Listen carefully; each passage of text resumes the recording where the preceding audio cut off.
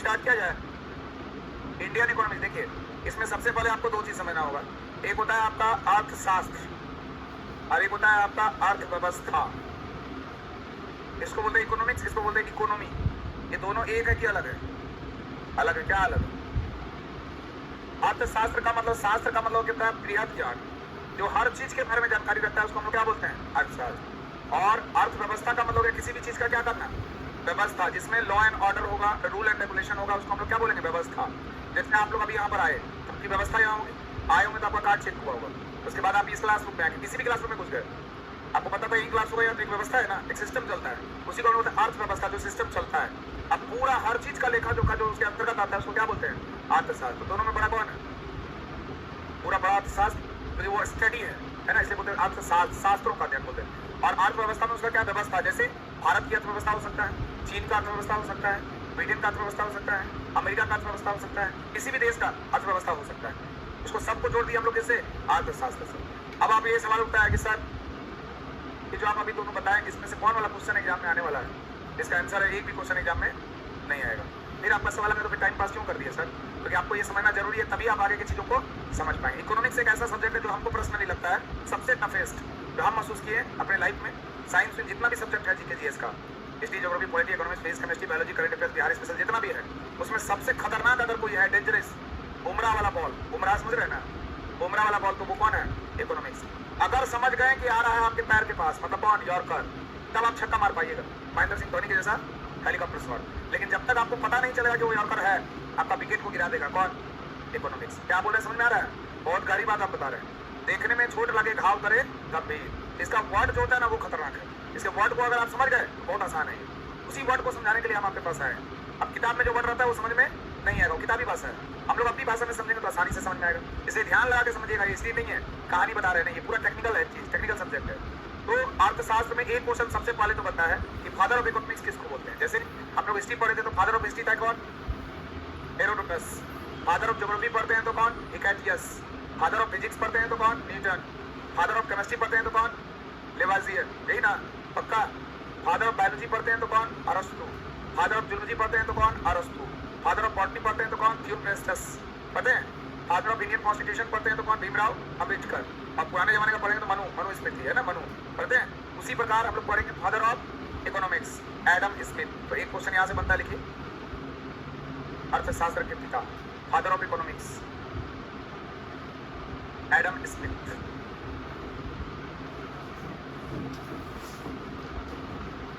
कल का क्लास किए थे आप लोग? जो नहीं किए थे कर लीजिएगा यूट्यूब पर। एग्जाम के पहले का अच्छा है वो, एक तरह से आपको क्या करेगा, पुस्तक पढ़ने में काम करेगा। लिखिएगा father of economics, Adam Smith. Adam Smith, इनके द्वारा जो बुक लिखा गया था, a wealth of nation, a wealth of nation.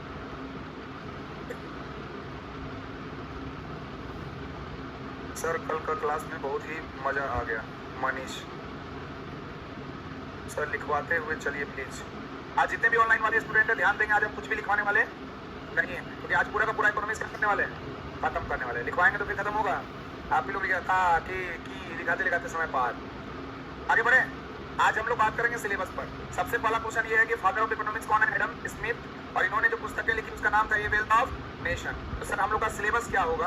तो सिलेबस थोड़ा देर में, पहले आप लोग को समझना है, एक एक पॉइंट करके हम लोग पढ़ेंगे। पहला हम लोग का सिलेबस में आर्थिक नियोजन, योजना आयोग और नीति आयोग। पहला लिख के फिर उठना है। ये नहीं कि मिल गया मौका धर के छाप दिए, नहीं, उसमें से कुछ हम बोलेंगे नहीं लिखना है। आर्थिक नियोजन, योजना आयोग, NITI Aayog, economical planning, planning commission and NITI Aayog. जो मन कर लिखिए, इंग्लिश हिंदी जिसमें, जल्दी से।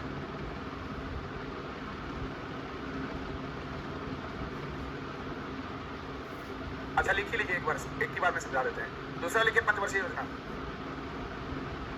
पहला हो गया ना ये आर्थिक नियोजन, दूसरा लिखिए पंचवर्षीय योजना। एक ही लाइन में आर्थिक नियोजन लिख लीजिए, योजना आयोग लीजिए, नीति आयोग, वो सब एक ही साथ पढ़ाएंगे हम। दूसरा में लिखिए पंचवर्षीय योजना। तीसरा में लिखिए राष्ट्रीय आय, नेशनल इनकम। चौथा में लिखिए एलपीजी पॉलिसी, एलपीजी नीति। पांचवें में लिखिए बैंकिंग सिस्टम। एलपीजी, एलपीजी ठीक है, क्या बोल रहे? Full form liberalisation, privatisation, globalisation, अभी बताएंगे वो सब। एलपीजी का हिंदी उदारीकरण, निजीकरण और वैश्वीकरण बताए तो सब बताएंगे, बिना बताए आगे बढ़ेंगे नहीं। अगर हम फांकी मार के पढ़ाएंगे तो आपका रिजल्ट होगा, हर वो विषय तक पहुंचाएंगे जहां तक रिजल्ट होने की पूरी संभावना होगी। अब एक एलपीजी होता है आपके साइंस में भी, लिक्विफाइड पेट्रोलियम गैस, जो आइसोप्रोपेन और ब्यूटेन का मिक्सअप होता है ना।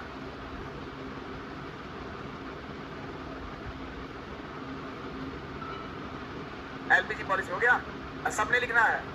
बैंकिंग सिस्टम लिख लीजिएगा, कृषि उद्योग लिख लीजिएगा, बजट और कराधान लिख लीजिएगा, एलसी को कार लिख लीजिएगा, लिख लीजिएगा, अंतर्राष्ट्रीय संगठन लिखिएगा, यहाँ से छोड़ दीजिएगा ये आपका कॉन्सेप्ट है, काट दीजिए फिर, क्योंकि वो सब उसमें पढ़ा देंगे ऊपर में। फिर आप बोलिएगा सर ये वाला नहीं हुआ टॉपिक। मांग और पूर्ति कोई टॉपिक नहीं है, डिमांड एंड सप्लाई एक थ्योरी है, इसमें हम लोग चर्चा करेंगे। अब जैसे लास्ट में इंपोर्टेंट वर्ड्स, तो इंपोर्टेंट वर्ड्स पे हम लोग कल ये करेंगे, काम करेंगे। हुआ गुरुजी पीडीएफ दीजिए कि लिखवाते हुए पढ़ाइएगा, बताइए। पीडीएफ मिलेगा एक सप्ताह के बाद, एक सप्ताह के बाद। अभी तो आज स्टार्ट ही कर रहे हैं, आज ट्रेलर है, पिक्चर अभी बाकी है। हो गया, इतना धीरे लिखते हैं आप लोग, लिख लिए सब लोग, आगे बढ़े। आप देखिए ध्यान से समझिएगा, भारत गुलाम था किसका? अंग्रेजों का, अंग्रेजों गुलाम था ना। और इसको आजादी मिली कब? 15 अगस्त 1947 को। इससे पहले ये गुलाम था किसका? ब्रिटेन का गुलाम था, यही ना। अब जैसे ही इसको आजादी मिली, तो इससे पहले का जितना भी लॉ एंड ऑर्डर था, जितना भी कानून था, वो कौन बनाया था? किसके अनुसार चल रहा था? चाहे वो आर्थिक स्थिति हो, सामाजिक हो, राजनीतिक हो, सब किसके अनुसार? अब भारत को भारत नहीं है, अब ये भारत अलग हो गया। तो ये भारत को स्वतंत्रता मिल गई 15 अगस्त 1947 को। तो भारत के लिए एक चैलेंज आया कि how to develop our country, हम अपने देश को कैसे विकसित देश के रूप में आगे बढ़ाए, कैसे विकास करें। तो योजना आप बनाएगा कि ब्रिटिश लोग करेगा? अपने योजना बनाएगा, जैसे आपको तैयारी करना, आप योजना बनाते होंगे, मेरा एनटीपीसी का एग्जाम है, कैसे क्या तैयारी करें, क्या छूट रहा है, क्या नहीं है, ये सब करते होंगे। बोलते रहे, सोए नहीं रहिएगा, यहाँ सब लोग एकदम टाइट होकर बैठिएगा, पहले बताते रहे, पूरा के नहीं बैठिएगा, से सबके नहीं बैठिएगा, ये तो नींद आएगा। 15 अगस्त 1947 जैसे ही भारत आजाद हुआ, तो भारत के लिए एक चुनौती आया कि हम लोग अपना देश को कैसे डेवलप करेंगे, यही ना। तो वो एक प्लान बनाया, क्या बनाया? प्लान। इसी को बोलते हैं योजना आयोग। क्या बोले? योजना आयोग। हर लोगों के लाइफ में क्या होता है? प्लान होता है। और जो अच्छे लोग होते हैं उसका प्लान बहुत तरह का होता है। Plan number A, plan number B, number C. अगर ये हुआ, ये नहीं हुआ तो क्या? तो ये हुआ, ये नहीं हुआ तो ये क्या? अगला सी। अगर एनटीपीसी नहीं हुआ तो क्या? बिहार पुलिस में नहीं हुआ तो क्या? बीएड भी मार लेंगे कहीं ना कहीं। प्लान ए बी सी ऐसे बना होता है ना। बोल ही नहीं रहे, बोलते रहना, बार बार बोल रहे हैं, नहीं बोलिएगा तो समझ में आएगा आप सो रहे हैं। आलसी होता है ना सर आदमी, क्या करता है? एकदम चुपचाप बैठे, सर सुना रहे, कहानी सुनाइए सर, खाली आगे ना फिरना है, देख रहे पढ़ रहे, वो नहीं, पूरा दिमाग से सुनना है। अब बोल रहे हैं कि योजना बनाया कौन? भारत, और जिस योजना के अनुरूप उसको काम करना है।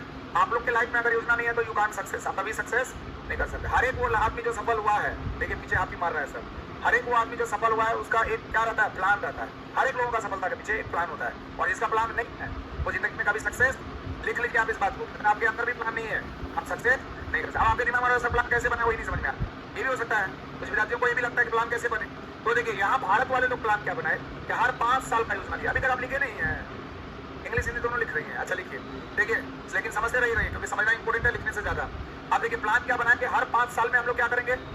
अपनी योजना को एक टारगेट देंगे कि भाई इसी को हम लोग नाम दिए 5 वर्षीय योजना। क्या नाम बोले? 5 वर्षीय मतलब 10 साल ना, हाँ बोलते हैं 5 साल के 10 साल। तो बोला 5 साल में हम टारगेट रखेंगे कि हम कितना कुछ कर सकते हैं और कितना अचीवमेंट हमारा होता है। जैसे कल था संडे, कल संडे था, हम लोग भी प्लान किए थे कि लंबा क्लास लेंगे, इसलिए उसका नाम मैराथन नहीं था, उसका नाम क्या था? महा मैराथन। मतलब स्पष्ट था कि 5-6 घंटा से ऊपर, और हम बोल भी दिए थे 3 घंटा से कम 3 घंटा तो होना ही होना है, और उससे ऊपर। और बहुत अच्छा से 9 घंटा के लगभग क्लास हो गया, अप्रोक्सीमेट लगभग 8 घंटा 51 मिनट के आसपास, यानी लगभग 9 घंटा। तो वो हमारा प्लान के तहत था कि जब मन आए स्टार्ट कर दीजिए। 2-3 दिन पहले आप लोग को बताया जा रहा था कि ऐसा होने वाला, ऐसा होने वाला, प्लान था ना। वो प्लान जब करिएगा तो सक्सेस होना क्या है? तय है। अब ये 5 वर्षीय योजना बनाया कितने साल का? 5 साल का, कि हम लोग कैसे डेवलप करेंगे, ये 5 साल का योजना बनाए। इसी को हम लोग बोले योजना आयोग, किसी को बोले 5 वर्षीय योजना। और बाद में योजना आयोग का नाम को मोटिवेट किए, चेंज किए। पहले जो मोबाइल यूज करते थे आप लोग पैड वाला, वही मोबाइल आगे के बदल गया, तो मॉडिफाइड हुआ कि तो वो मॉडिफाई करते हुए उसका नया नाम क्या कर दिए, नीति आयोग। तो हो गया वो नीति आयोग, यानी योजना आयोग की जगह बनाया कौन। फिर से आपको बता दें कि प्लानिंग कमीशन जो बना था वो 1950 में। कब बना था, कब बना था। 5 ईयर प्लान यानी 5 वर्षीय योजना भी आया था 1951 में। कब आया था 5 वर्षीय योजना 1900। योजना आयोग कब बना 1900। योजना आयोग कब बना, योजना आयोग कब बना, 5 वर्षीय योजना कब आया, 5 वर्षीय योजना कब आया। और एनडीसी नेशनल डेवलपमेंट काउंसिल राष्ट्रीय विकास परिषद आया 1952 में। कब आया, कब आया राष्ट्रीय विकास परिषद। क्या बोले, घबराना नहीं, आज कुछ भी नहीं लिखना है, ये सब लिखाएंगे बाद में। वो इसलिए लिखा दिया कि फादर पेपर में पता चले आप। तो राष्ट्रीय विकास परिषद 1900 और तीनों के अध्यक्ष होते हैं प्रधानमंत्री, तीनों के अध्यक्ष। तो योजना आयोग के अध्यक्ष कौन, 5 वर्षीय योजना का अध्यक्ष कौन, राष्ट्रीय विकास परिषद का अध्यक्ष कौन। तो पहला योजना आयोग जो होगा उसका अध्यक्ष कौन, जो पहला प्रधानमंत्री होगा वही ना। अब पहला प्रधानमंत्री कौन, तो पूछेगा पहला 5 वर्षीय योजना के अध्यक्ष कौन, पहला राष्ट्रीय विकास परिषद का अध्यक्ष कौन। पहले तो योजना आयोग था ना, अब योजना आयोग है, योजना आयोग की जगह पर कौन आ गया, नीति आयोग बन गया 2014 में। कब, और ये लागू हुआ 2015 में। कब, तो 2014-15 में जवाहरलाल नेहरू थे ना। यस सर थे, उसका भूत मंडरा रहा होगा। 2014-15 में थे हमारे नरेंद्र मोदी, नरेंद्र मोदी ना। तो अंतिम योजना आयोग के अध्यक्ष कौन होंगे, नरेंद्र मोदी। और प्रथम नीति आयोग के अध्यक्ष कौन होंगे, नरेंद्र मोदी। समझ रहा है। तो पहले नीति आयोग के अध्यक्ष कौन है, क्योंकि नरेंद्र मोदी के समय में योजना आयोग खत्म हुआ। क्लियर है। प्लानिंग कमीशन यानी योजना आयोग कब आया, 1950। 5 वर्षीय योजना कब आया, 1951। राष्ट्रीय विकास परिषद कब आया, 1952। तीनों के अध्यक्ष कौन। योजना आयोग को खत्म करके किसको लाया, national institution for transforming India. सब लिखाएंगे। नीति आयोग का निर्माण कब हुआ, 2000 लागू कब हुआ। और नीति आयोग के अध्यक्ष कौन होते हैं, अभी वर्तमान में कौन है। समझ में आ रहा है, कहीं कोई दिक्कत। पहला वाला टॉपिक क्या हुआ, थोड़ा सा क्लियर। अब इसमें 5 वर्षीय योजना जो है, ये दूसरा वाला 5 वर्षीय योजना कितना साल का होगा, जैसे 1951 से कितना 56, इस तरह करके 5-5 साल का योजना बनेगा। और 5 वर्षीय योजना का अध्यक्ष कौन होता है। मान लीजिए अभी नरेंद्र मोदी है, नरेंद्र मोदी है ना। अगर मान लीजिए अगले साल हम बन जाते हैं प्रधानमंत्री, तो हम बन जाएंगे इसके अध्यक्ष। तो नरेंद्र मोदी जैसे काम चल रहा है वैसे ही चलने देंगे या उसको हटा के मेरा मन, हम प्रधानमंत्री है ना, हम जब चाहे वहीं पर बंद करके अब हम प्रधानमंत्री, हम इसके अध्यक्ष जैसे मन करेगा वैसे हम चलाएंगे। तो जब प्रधानमंत्री चेंज होगा तो 5 वर्षीय योजना भी क्या होगा, चेंज होगा। या फिर कभी किसी तरह का ऐसी घटनाएं घटी, आपका योजना तब बाधित होता है। जैसे आप घर में योजना 5 घंटा पढ़ेंगे, मेरा रिजल्ट हो जाएगा सर, घंटा पढ़ेंगे, 5 घंटा पढ़ना शुरू भी कर दिया। अचानक से आपकी मौसी आ गई, आपके दादाजी आ गए, आपके रिलेटिव वाले कोई घर पे आ गए, घर पे ही धरना बच्चा बाल बच्चा को लेकर आ गए। अब वो 5 घंटा का जो एफिशिएंसी है पढ़ने का आप पढ़ पाइएगा, तो बोलेगा थोड़ा मिठाई लेकर आओ बाबू, तो बोलेगा सब्जी लेकर आओ, थोड़ा ये काम बढ़ा दिया आपको। तो 5 घंटा का जो पढ़ने का कैपेसिटी था 5 घंटा पढ़िएगा, वो घंटा क्या हो गया, घट गया। अब हो गया 2 घंटा या 3 घंटा। कब हुआ, जब आपातकालीन स्थिति आया तब, बोल ही नहीं रहे।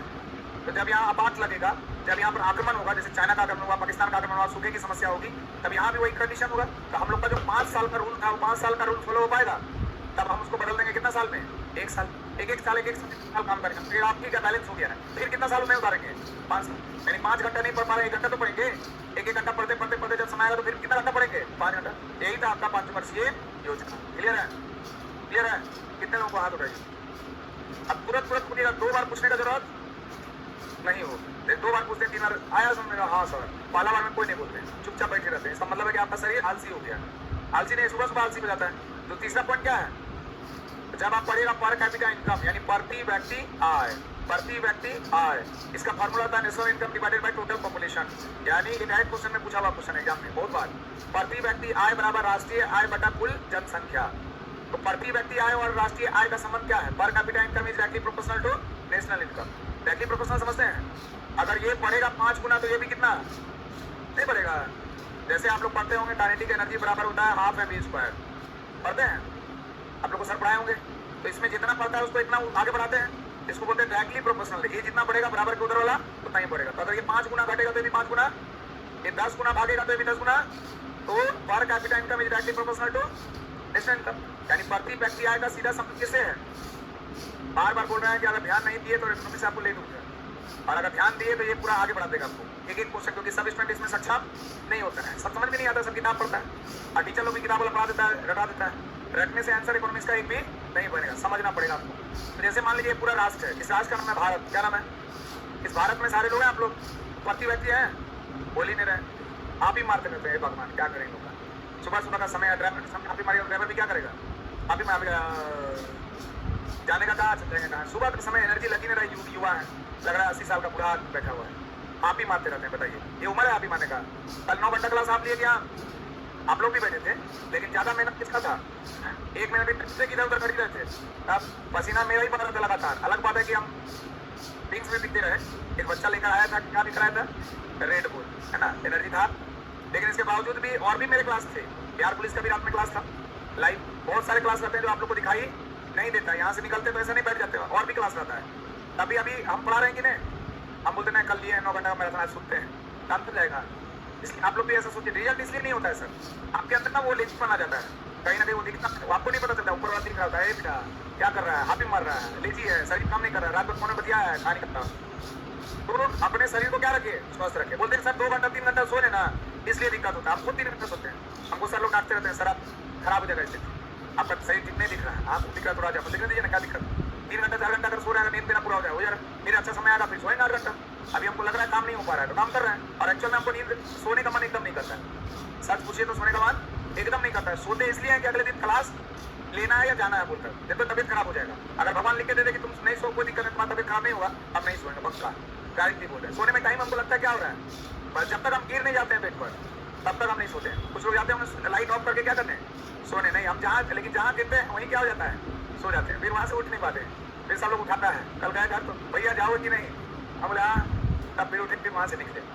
सर सोइए, आप भी नहीं मारी, इतना अच्छा टॉपिक बता रहे हैं। ये आप लोग जनता है, इतनी है ना जी। एक व्यक्ति है, मान लीजिए आप लोग महीना कमाते हैं 1 करोड़ रुपया, कितना रुपया? सब लोग, आप सभी लोग 1 करोड़ रुपया डेली, 1 करोड़ 30 दिन में कितना? तो करोड़पति हुए कि नहीं? अभी बाहर वाला पूछेगा कि चंद्रा सर का क्लास कहाँ है, कौन वाला क्लास चल रहा है, तो बोले करोड़पतियों का क्लास है, क्या बोलेगा?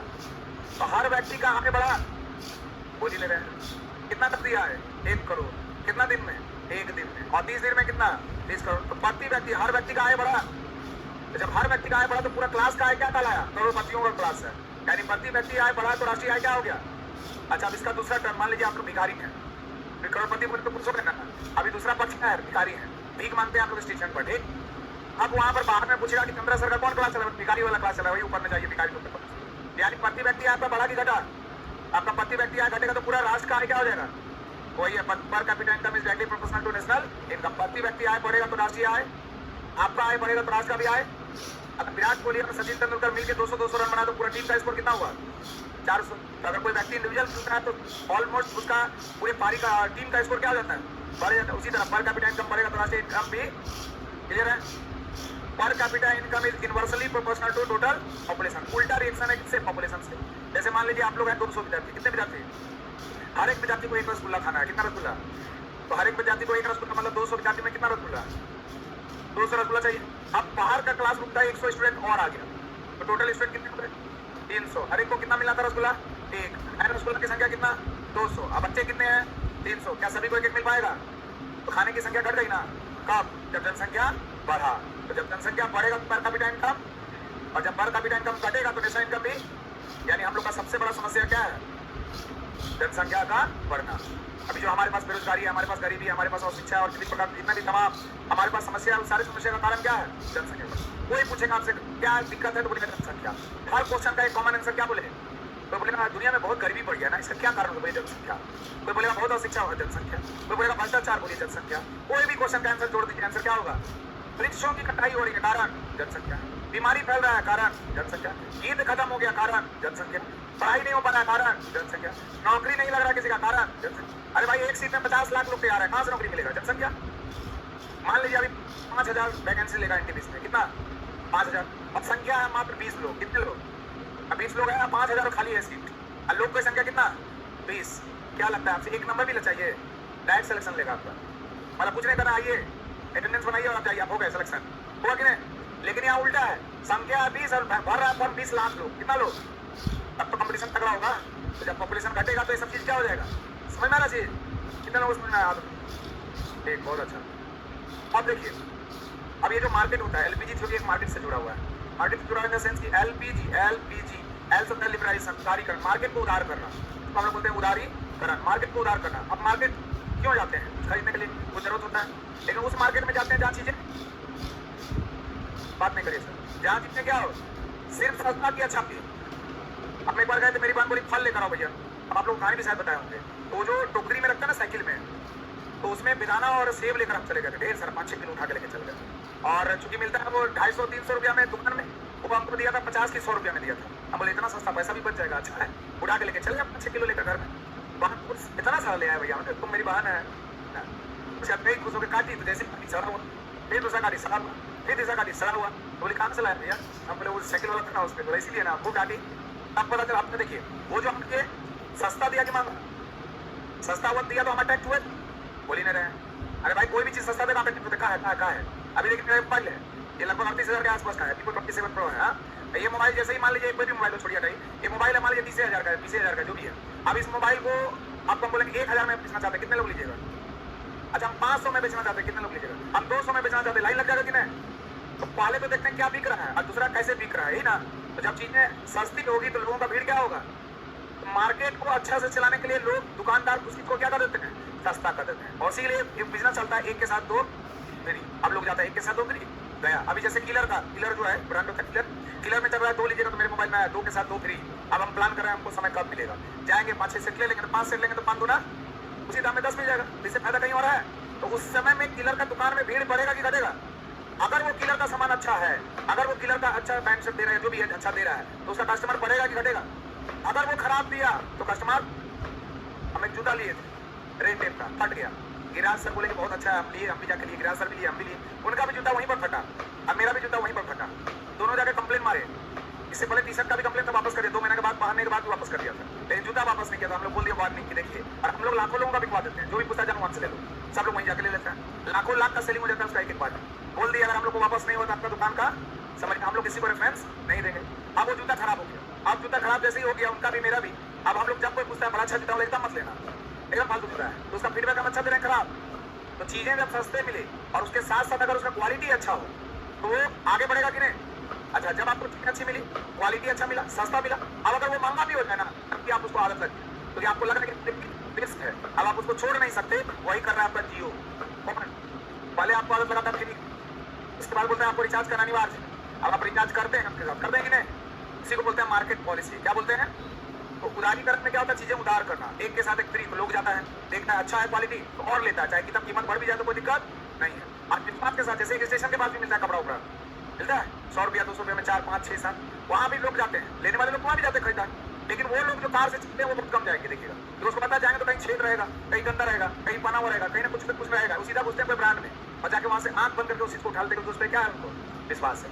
उदारीकरण मतलब होता है मार्केट को क्या करना, लिबरल। प्राइवेटाइजेशन मतलब होता है प्राइवेट रूप में करके उसके ऊपर काम करना, उसको बोलते हैं प्राइवेटाइजेशन। जैसे टिस्को, टाटा स्टील कंपनी का नाम सुने, उसमें ज्यादा खासा ध्यान दिया जाता है। अब ग्लोबलाइजेशन मतलब होता है वैश्वीकरण। वैश्वीकरण मतलब विश्व के अर्थव्यवस्था को एक दूसरे से क्या करना, कनेक्टिंग करना, कनेक्टिंग इंडिया, विश्व के अर्थव्यवस्था को एक दूसरे से जोड़ना। जैसे आप लोग यहाँ पर हैं तो क्या लगता है, हम लोग का जितना सामान है सब यही बनता है या बाहर से भी आता है? बाहर से बनता है। जैसे केला हाजीपुर से आता होगा, जैसे लीची आपका मुजफ्फरपुर से आता होगा। तो ये सब सारा चीज जो है बाहर से आता होगा, कुछ चीजें विदेश से भी आती होगी, जैसे पाकिस्तान से भी आता होगा, ईरान से पेट्रोल आता होगा, बहुत सारी चीज बाहर से भी आते होंगे।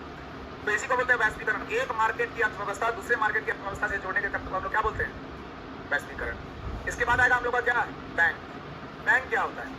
बैंक होता है किसी भी पैसा को सेफ रखना, बचा कर रखना। पहले तो बैंक, आज के बैंक जैसा था नहीं।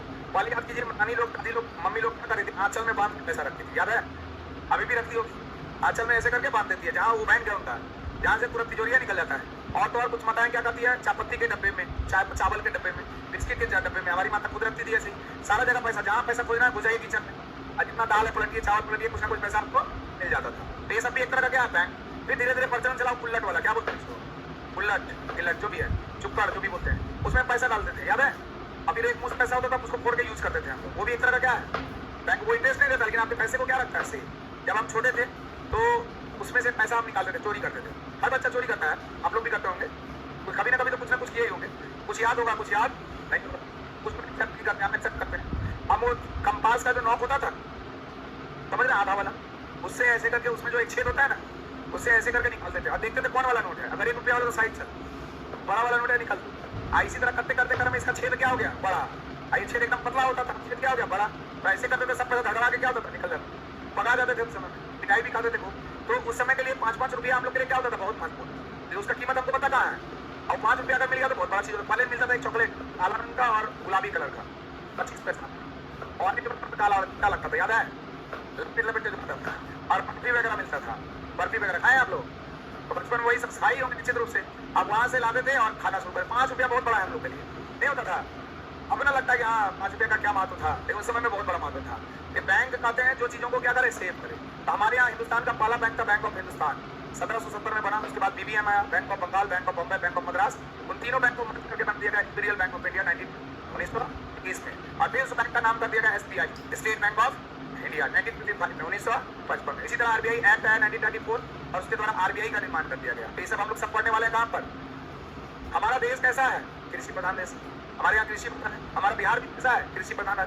और कृषि से जब संबंधित है कौन? उद्योग। हम लोग पढ़ेंगे यहाँ पर सेक्टर, यानी क्षेत्र कितने प्रकार के होते हैं, 3, प्राइमरी, सेकेंडरी और टर्सरी होता है। और बिहार के मूल रूप से कितना? 3। उसके बारे में चर्चा करेंगे। कुछ आएगा बजट और कराधान यानी tax. Direct two types of taxes, 2 प्रकार का, डायरेक्ट टैक्स और इनडायरेक्ट टैक्स। तो हम आपको बताएंगे कि डायरेक्ट टैक्स किसको कहते हैं, कौन कौन से टैक्स डायरेक्ट टैक्स के अंतर्गत आएंगे, कौन से टैक्स ऐसे हैं तो सेंट्रल के द्वारा लगाया जाता है, कौन सा टैक्स है जो स्टेट गवर्नमेंट के द्वारा लगाया जाता है। जैसे आप लोग रेस्टोरेंट में खाना खाए, कितने लोग हाथ उठाइए, बस सही से याद करिए, ये तो अभी हम बोलेंगे 1 नंबर से फेल हो जाने वाला है। कितने लोग रेस्टोरेंट में खाना खाए, उसका बिल देखे हैं, उसमें लगता है GST और उसमें रहता है CGST और SGST रहता है।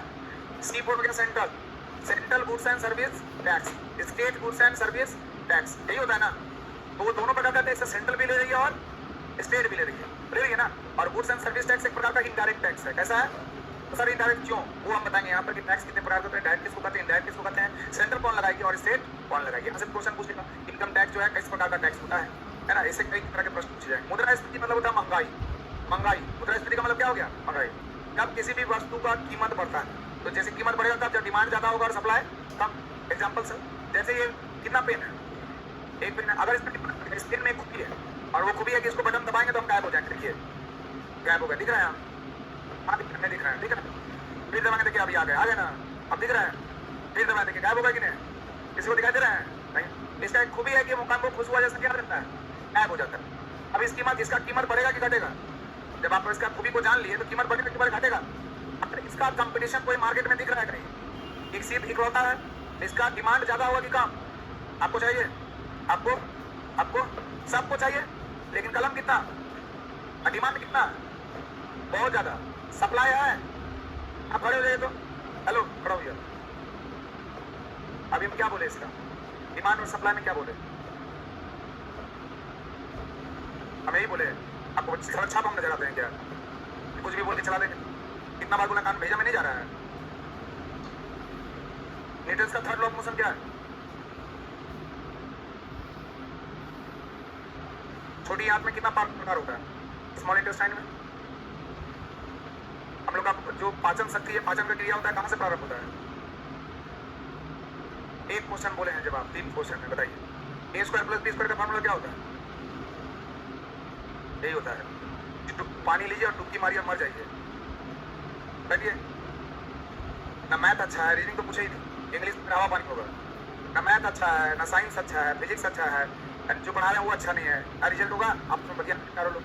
अभी से हम देख रहे हैं कि थोड़ा सोचते हैं कि बोले नहीं बोले पटा देते। इतना अच्छा टॉपिक पढ़ा रहे हैं, आप लोग क्या लगता है इतना आसान है रिजल्ट दिया है? पसीना बहाना पड़ता है, जो पसीना दिख रहा है ना, ये पढ़ाने के लिए बाहर है आप लोग का, और इसको समझाने के लिए बहुत कुछ सोचना पड़ता है। इतना एग्जाम्पल आपको कैसे दे पाते हैं, क्योंकि उसके बारे में आप सोचते हैं। गाड़ी में चल रहे होते कुछ घंटे आप लोगों से जोड़ देते हैं, हाँ ये वाला बच्चा को समझाएंगे। इतना कुछ सोचते हैं हम लोग, तब अब तक वो चीज पहुंच पाता है। क्या लगता है इतना आसान है चीजों को बताना? किताब पढ़िए तो हालत खराब है, पढ़ के तो देखिए, सीधा लिखा किताबी भाषा, यहाँ से पढ़ेगा यहाँ से निकलेगा कहानी का। जिंदगी में कभी रिजल्ट नहीं हुआ ऐसे। माता पिता जो जिसके लिए आपको यहाँ भेजे टाइम पास कर रहे हैं, उसे ऐसा चाहिए एक दुकान खोल लीजिए, सब्जी उब्जी बेचिए, वहाँ पर आप मकान बना लीजिएगा अच्छे से। पढ़ाई करके आप जिंदगी नहीं कर सकते। डेडिकेशन आपके अंदर ही नहीं, पढ़ने का वो भूख जो होता है वो आपके अंदर ही नहीं। हम लोग को पढ़ाने का ऐसा भूख होता है, दिन पढ़ा देते हैं, आप सुनते हैं, सोते बहुत कम है। अब रात तक क्रिकेट क्लास चलता है 1-1:30 बजे तक, और सुबह में यहाँ 7 बजे लाइव आपको दिख जाएंगे। जैसे होता है सभी दिखना कहीं और होंगे, वहाँ दिख जाएंगे आपको 7 बजे यहाँ क्लास लेते हुए। कहाँ से करें? एक भी दिन हम लोग का छुट्टी नहीं होता है। छुट्टी होता है बहुत अर्जेंट होता है तभी, बात को लेके जाना था तब गए, नहीं हमारी कोई काम नहीं मिला। भाई का डॉक्यूमेंट वेरिफिकेशन तब काम नहीं, बैठ के बात कर रहे हैं। बताइए कितना घंटा का क्लास है मेरा? 1 घंटा भी अच्छे से नहीं होगा। ये हमें भी बोले देखने में चोट लगे, घाव करे, एग्जाम में आएगा नहीं बनेगा गारंटी है। और जो पढ़िएगा अचानक से सारा समझ में आ जाएगा। अब बोले सिंसियर रहिए, तो नहीं आप लोग केयरलेस, चलिए आगे बढ़ते हैं। और आपके साथ सब जा रहा है ना, सब पढ़ने की बात हुआ कि नहीं? आप पढ़ने का मन ना करे तो मम्मी पापा को बता देना है कि अब हमारे से पढ़ाई संभव नहीं, हम दूसरा काम करेंगे। ठीक है, चलिए कहाँ थे हम लोग? मुद्रास्फीति। हाँ देखिए, इसका डिमांड ज्यादा है कि कम, और सप्लाई ज्यादा कि कम? तो सप्लाई कम है, डिमांड। अब इसको हम जितना में कम बेच सकते हैं। कीमत है इसका 2-3 रुपया, लेकिन हम बोलेंगे 10, आप बोलेगा 20 दिए सर, अब 100 दिए सर, 2000 दिए। इतना सारा लोग है ना, 3000 एक, 3000 तो 5000, 5000 एक 5000, 10,000, 10,000 एक 20,000, 50 लाख, 1 करोड़, 5 करोड़। इसका बोलिए और क्या हो रहा है? कम। जब इसका डिमांड ज्यादा की कम और सप्लाई ज्यादा की कम, इसी को बोलते हैं मांग और पूर्ति। हिंदी में क्या बोलते हैं? मांग और पूर्ति। जब मांग बढ़ जाए और पूर्ति कम हो जाए तो वस्तु का कीमत, इसका उल्टा जब इसका सप्लाई बढ़ जाए, ढेर सारा कलम है, अब खरीदार कोई है ही नहीं, लीजिएगा नहीं सर, लीजिएगा नहीं सर, अब एक के साथ 5 फ्री लीजिए, नहीं लेंगे हम, एक के साथ पूरा फ्री ले लीजिए, नहीं लेंगे हम। तो सप्लाई ज्यादा है कि कम? डिमांड। तो जब डिमांड कम होगा, मांग कम होगा और आपूर्ति अगर बढ़ जाएगा तो उसका कीमत क्या हो जाएगा? जैसे सब्जी खरीदने जाइए, जब सब्जी लगाता है स्टार्टिंग में जाइए तो 10 रुपया में गोभी मिलेगा, उसे 1 रुपया कम नहीं देगा वो। फिर बाहर देख लीजिए, आगे देखिए, उसका भाव बढ़ा रहता है। और जब दुकान वो बंद कर रहा होता है, सारा रात हो जाता है, जब कोई नहीं रहता है, डिमांड उसका कम हो गया है, सप्लाई बढ़ गया, सारा बच गया है। जब मुट्ठी बांधने वाला तब जाइएगा, कितना में बोला? 20 तो रहते 10 रुपया में, लेकिन हम आपको 2 रुपया में देंगे, सब उठा के लीजिए। करता होगा आप सब्जी दुकान में जाइएगा, तो जब भी सब्जी खरीदना लास्ट में पहुंचिए, सब आपको दे देंगे। वो तो छोड़ दीजिए, हम लोग KFC में खाए हैं वैसे ही। KFC का नाम सुने ना? KFC में चले जाते थे 11 बजे के बाद, और लगभग एक दिन में कई दिन खाए। जितना उसके पास स्टोरेज रहता था ना, बोलता था सर आप लोग लास्ट कस्टमर है। हम लोग जानबूझ कर लास्ट कस्टमर बनकर जाते थे, और लास्ट कस्टमर बनकर जितना रहता था सब हम लोग मांगते थे भेज, वो देते थे नॉन वेज, मतलब खा लेते। फिर हम लोग पहले शक कर दिया किसको? हम लोग के सामने में रखा है, लेकिन हम लोग ऑर्डर ही नहीं किए, तो वो ढेर सारा चीज ला के रख दिया है। तब उसको बुला के बोलते सर आप ही लोग के लिए, आप लोग हमारे लास्ट कस्टमर है, आप दुकान को हम लोग बढ़ाने वाले हैं, ये सारा बच्चा हुआ तो बेस्ट क्यों होगा? आप लोग बिल्कुल सही है बात। तुम्हारा दुकान कब बंद होता है बताओ? हम लोग उसी समय आके धमक जाएंगे। और हम लोग 4 लड़के हमेशा जाके खाते थे, आज से कुछ दिन पहले जब करते थे ना, तब जब मैचुअर रहता तो लोग यही ना सोचता कहाँ खा के अपना जीवन व्यापन कर ले। ये समझ में आ रहा है? ये है आपका मुद्रास्फीति। इसका अंतर्राष्ट्रीय संगठन नाम पढ़ना, जैसे WHO का संगठन कहाँ है, ये सब सारा पॉइंट पढ़ेंगे। इसके बाद आएगा बेरोजगारी। और तो गरीबी 2 प्रकार का होता है, एक होता है आपका सापेक्ष और एक होता है निरपेक्ष। सापेक्ष का मतलब है तुलना करके, मतलब जैसे हम गरीब है क्या अमीर? कैसे पता? हम जब अंबानी को देखते हैं तो लगता है हम क्या है? गरीब। तो ये तुलना में होता है। अब अभी हम अंबानी को अगर तुलना कर लिए तो हम क्या हो गए? और जो भिखारी है वहाँ महावीर मंदिर में भीख मांग रहा है, उससे क्या है? तो तुलना से ना हुआ। साइकिल वाला देख रहा है पैदल वाले को, पैदल वाला देख रहा है साइकिल वाले को, बोलता है कितना अमीर है, साइकिल से चलता है, हम तो 2 पैर से चल रहे हैं 11 नंबर का, ठीक ना? और जब साइकिल वाला देखता है गाड़ी वाला, वो क्या सोचता है कि देखो कितना अमीर है, गाड़ी में चल रहा है, तो साइकिल में चल रहा है, पता नहीं मेरा दिन कब आएगा। और जो गाड़ी वाला है वो देख रहा है कार वाला को, बोलता है यार कार में चल रहा है, मेरा कब दिन आएगा। कार वाला देखता है चार्टर प्लेन वाले को, यार मेरा कब दिन आएगा। तो कोई हर लोग जो है एक दूसरे को तुलनात्मक रूप से क्या है? गरीब है। उसको बोलते हैं हम लोग सापेक्ष गरीबी। क्या बोलते हैं? सापेक्ष गरीबी। और एक होता है निरपेक्ष गरीबी, मतलब सच में वो भिखारी है, खाने के लिए उसके पास खाना नहीं है, रहने के लिए उसके पास आवास नहीं है, वो सच में भिखारी है। जैसे भिखारी जो है भीख मांग रहा है, उसका तुलना कैसे करिएगा? तो जो सच में भिखारी है वो क्या निरपेक्ष गरीबी। ये यहाँ से क्वेश्चन नहीं आएगा। क्वेश्चन आएगा कहाँ से? इसका अलग अलग टाइप्स है। जैसे एक एग्जाम्पल हम आपको दे देते हैं शॉर्ट में। एक होता है ऐच्छिक बेरोजगारी, एक होता है अनैच्छिक बेरोजगारी। ऐच्छिक मतलब इच्छा से। जैसे इच्छा से का मतलब क्या हुआ कि आप अभी कहाँ रह रहे हैं? मुसल्लमपुर 8 में, आपको जाना है गांधी मैदान। कहाँ जाना है? आपको एक रिक्शा करना है। क्या करना है? और ये रिक्शा का कीमत है 20 रुपया। कितना भाड़ा कितना है?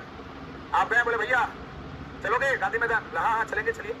कितना लोगे? तो बोला 30। जबकि एक्चुअल रेट कितना? बोल कितना रहा है? तो बोला अरे यार अभी तो हम आए हैं वहाँ से 20 रुपया में। हम लोग इसी में बात करते हैं। क्या बात करते हो भैया, नया समझे हो क्या? अभी आया 20 रुपया में, बोला 30 रुपया। जब तक घटता है यार, अभी बोले 20 रुपया में आया, ले रहा है कितना? 30। रिक्शा वाला का भाव ज्यादा है। रिक्शा वाला क्या बोल रहा है? चलना है तो चलिए, नहीं तो आगे देख लीजिए। रिक्शा वाला बोल दिया, अभी बोला ठीक है मत जाइए, हम पैदल चल जाएंगे। चलिए पैदल गांधी मैदान, यहाँ से गांधी मैदान पैदल चलिए। पैदल गया तो उसको पता चलते दूर तो आइए नहीं है, 5 मिनट का रास्ता है। बेकारी पैसा दे रहे थे, 20 रुपया भी बेकार था। तो इसको जो 20 रुपया मिलना था मिला, ये अपनी इच्छा से बेरोजगार हुआ ना, तो इसी को बोलेंगे ऐच्छिक बेरोजगारी। क्या बोले? इसका कितना पैसा लेना था? अगर 20 रुपया ले लेता तो ये जाता कि नहीं? 20 रुपया इसको मिलता कि नहीं? लेकिन ये अपनी इच्छा से गया, इसको 20 रुपया मिलेगा, तो ये रेट को क्या कर दिया था? इसको बोल दिया ऐच्छिक बेरोजगारी। कौन बेरोजगारी? समझ में आया? पक्का। इसी का उल्टा अनैच्छिक बेरोजगारी, मतलब वो चाहता है कि हमको आए कस्टमर, हम उसको कितना में ले जाएंगे? पहले को तो आप आ रहा था ना, अब खड़ा है कि आ जाओ भाई, कोई है गांधी मैदान, गांधी मैदान, गांधी मैदान। अब वो आया सामने, वही आदमी फिर से प्रचलित लेके जाए, कितना में जाओगे? अब आगे आप बात में बोलता 20। अब वो आगे आप बात में कौन? जो आदमी 5 मिनट का रास्ता है, उसने हम भिखारी तुमको 20 रुपया दे रहे थे, 30 रुपया मांगा, पैदल बोले 15 में ले चलेंगे भैया चलिए। बोलते हम तुम्हारे साथ हम पैदल मार देंगे, 5 मिनट का रास्ता तुम कह रहे हो 15 रुपया चल दिया हो। अभी चाहता है कि हमको 20 रुपया रेट जो प्रचलित दर है उस पर हमको मिले, लेकिन अब उसको मिल रहा है। मार्केट चाहता था कि हमको ना मिले, तभी ना उसका रेट बढ़ा दिया। पहले उसकी गलती के कारण ऐसा हुआ। अब सिचुएशन ऐसा आ गया कि कस्टमर उसके पास नहीं आ रहा है, तो उसको क्या बोलेंगे? अनैच्छिक बेरोजगार। समझ में आ रहा है? ये थोड़ा सा आपको ट्रेलर दिखा है, पिक्चर अभी, तो तब से हम लोग एक एक करके इसको शुरू करेंगे, लेकिन है खतरनाक। समझ में आएगा तो समझते चलना है, थोड़ा भी ध्यान इधर हुआ, तुरंत दाएं से एक शब्द ऐसा आएगा जो आपको सब डुबा देगा। इसलिए पूरा सिंसियर हो गया, छोटा सब्जेक्ट है, बहुत छोटा है, कुछ ही दिन में खत्म हो जाएगा, लेकिन वो कुछ दिन जो होगा ना खतरनाक हो। एक बारिश होता है लगातार चल रहा है, बूंद बूंद बूंद बूंद बूंद बूंद, अरे बारिश होता है 2 घंटा चलेगा, लेकिन तूफान कर देगा, समझ रहे हैं? वो तूफान वाला और इकोनॉमिक्स। तो आज हम लोग कुछ पढ़े नहीं है, आज हम लोग बात नहीं है किस पर, सिलेबस पर, कल हम लोग इसको आगे बढ़ेंगे। ओके, चलिए।